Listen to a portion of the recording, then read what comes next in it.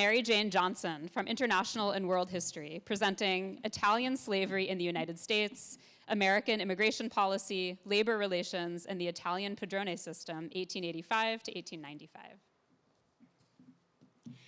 In 1890, the Chicago Daily Tribune published an article on the presence of slave labor in New York. Slavery had been abolished decades earlier, so what was this article talking about? Well, it was talking about the Italian Padrone system. The Italian Padrone system was a system of migration that developed in the United States in the late 1800s. During this time, short-term labor migration was very common, especially for Italian migrants.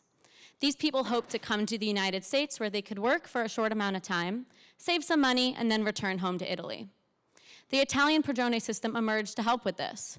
The Padrone, who was a labor boss or a labor agent, he helped these migrants secure employment contracts in the United States for a short time. However, even though this system seems to make sense, to many Americans, the fact that these migrants were coming over under a contract meant it was unfree. Soon, comparisons between the Italian Padrone system and slavery emerged across society, as well as through the American government.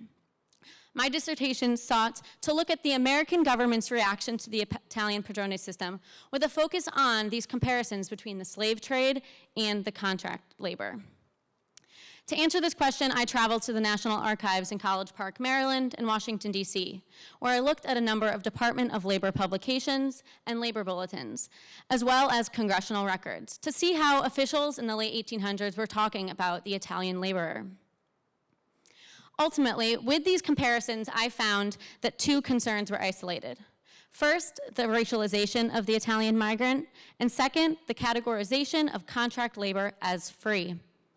These two concerns were important because at this time in the American labor market, free white labor was valued. The Italian migrant, he didn't fit into these categorizations. He rather was in between. When he was compared to Black Americans, he was white. But when he was compared to white Americans, he was not white. Over his freedom, he was unfree because he was under contract, but he did enter that contract freely. Moreover, the Italian migrant existed in this ambiguous, perpetual space of in-betweenness. He was in between white and non-white, and in between free and unfree.